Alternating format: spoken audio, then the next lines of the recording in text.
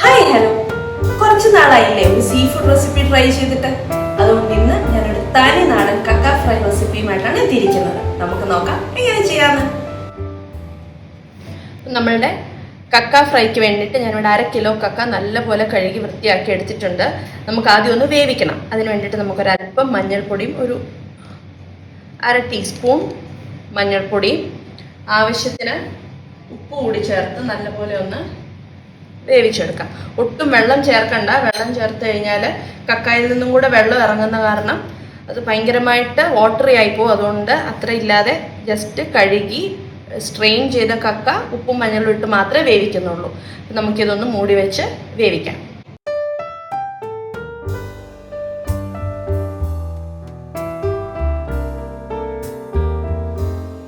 നമ്മളുടെ കക്ക നല്ലപോലെ വെന്ത് വന്നിട്ടുണ്ട്, വെള്ളമൊക്കെ പറ്റി വന്നിട്ടുണ്ട്. ബാക്കി നമുക്ക് മസാലയ്ക്കകത്ത് കിടന്ന് നല്ലപോലെ ഫ്രൈ ആക്കി എടുക്കുമ്പോൾ ബാക്കിയും കൂടെ വെന്തോളും. അപ്പം നമുക്കിതിനി മാറ്റി വെച്ചിട്ട് നമുക്ക് മസാല പ്രിപ്പയർ ചെയ്യാം. നമുക്ക് മസാല പ്രിപ്പയർ ചെയ്യാൻ വേണ്ടിയിട്ട് ആദ്യം അല്പം വെളിച്ചെണ്ണ ഒഴിച്ച്, വെളിച്ചെണ്ണ തന്നെ ഒഴിക്കണം. നമ്മുടെ നാടൻ കറി ആയതുകൊണ്ട് ഒരു 3 ടേബിൾ സ്പൂണോളം വെളിച്ചെണ്ണ നമുക്ക് ഒഴിക്കാം. ഫ്രൈ ആണ് വേണ്ടത്, അല്ലെങ്കിൽ ആദ്യം ഒരു 2 ടേബിൾ സ്പൂൺ ഒഴിച്ചിട്ട് അതനുസരിച്ച് പുറകെ ഒഴിച്ചു കൊടുത്താലും മതി. അതൊന്ന് ചൂടായി വരട്ടെ. എണ്ണ ചൂടായിട്ടുണ്ട്. നമുക്കതിലേക്ക് കടുക് ഇട്ട് കൊടുക്കാം. കടുക് പൊട്ടുമ്പോഴത്തേക്കിന് നമുക്ക് ഒരല്പം പെരിഞ്ജീരകം ചേർത്ത് കൊടുക്കാം. പെരിഞ്ജീരകം പൊട്ടി തുടങ്ങുമ്പോഴേക്കും വറ്റൽമുളക് ചേർക്കാം.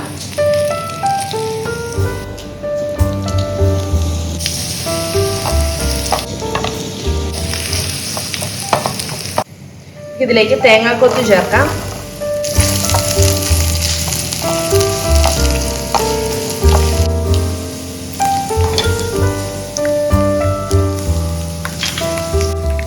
തേങ്ങാക്കൊത്തായി വന്നിട്ടുണ്ട്. നമുക്കതിലേക്ക് അരിഞ്ഞു വെച്ചിരിക്കുന്ന ഇഞ്ചി ചേർക്കാം. 2 ടേബിൾ സ്പൂൺ ഇഞ്ചി ഉണ്ട്. ഇത്രയും തന്നെ വെളുത്തുള്ളി.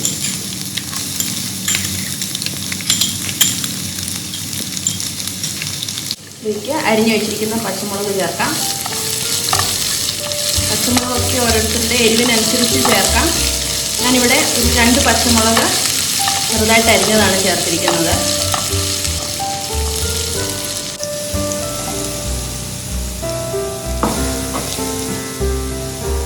ഇതിലേക്ക് ഒരു 1.5 കപ്പ് സവോള അരിഞ്ഞു വെച്ചിരിക്കുന്നതാണ്.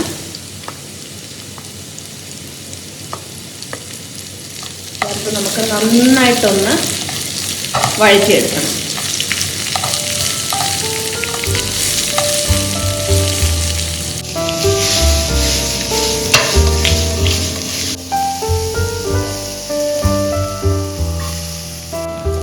നമ്മളുടെ സവോള നല്ലപോലെ വഴണ്ട് വന്നിട്ടുണ്ട്. നമുക്കതിലേക്ക് ഒരു 1.5 ടീസ്പൂൺ കാശ്മീരി മുളക് പൊടിയും 1 ടീസ്പൂൺ മീറ്റ് മസാലയും കൂടെ ചേർത്ത് നല്ലപോലെ ഒന്ന് വഴറ്റി കൊടുക്കാം.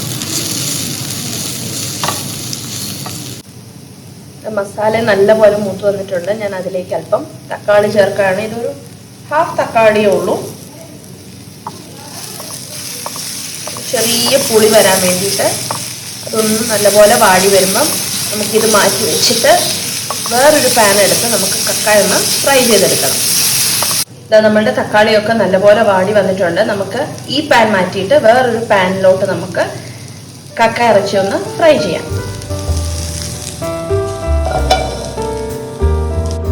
ഞാൻ പാൻ ചൂടായപ്പോൾ ഇപ്പോൾ വെളിച്ചെണ്ണ ഒഴിച്ചു കൊടുത്തിട്ടുണ്ട്. നമുക്കതിലേക്ക് നമ്മൾ വേവിച്ച് വെച്ചിരിക്കുന്ന കക്ക ചേർക്കാം. കണ്ടോ, കടുകടാന്ന് പൊട്ടുന്നത്, മാലപ്പഴക്കം പൊട്ടുന്ന പോലെ അങ്ങനെ പൊട്ടി പൊട്ടി വരണം. അതാണ് അതിൻ്റെ വേവിൻ്റെ ഭാഗം.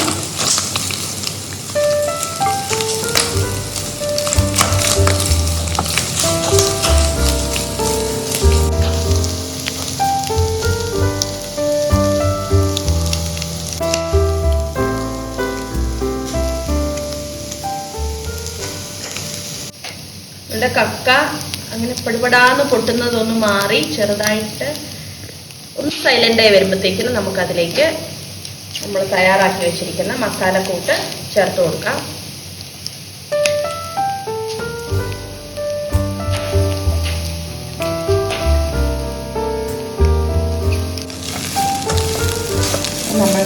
മസാല കക്കായലോട്ടൊക്കെ പിടിച്ച് നല്ല പോലെ ഇതൊന്ന് ഫ്രൈ ആയിട്ട് വരണം. ഇതിലേക്ക് നമുക്ക് അല്പം ഗരം മസാല ചേർക്കാം.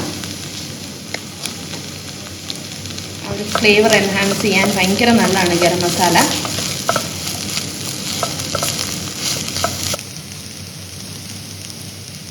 നമുക്ക് അതിലേക്ക് ഒരല്പം കറിവേപ്പിലയും ആവശ്യത്തിന് കുരുമുളക് പൊടിയും കൂടി ഇടാം.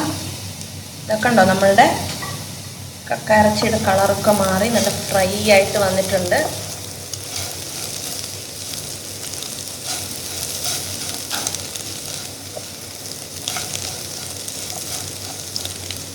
നമ്മളുടെ നാടൻ കക്ക ഫ്രൈ റെഡി ആയിട്ടുണ്ട്. നമുക്കിതിനെ ഒന്ന് സെർവ് ചെയ്യാം.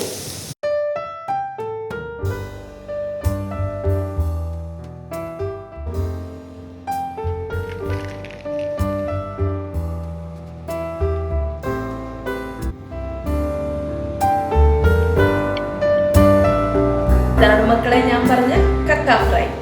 നമുക്ക് നോക്കാം എങ്ങനെയാണ് അതിൻ്റെ ടേസ്റ്റ് എന്ന്.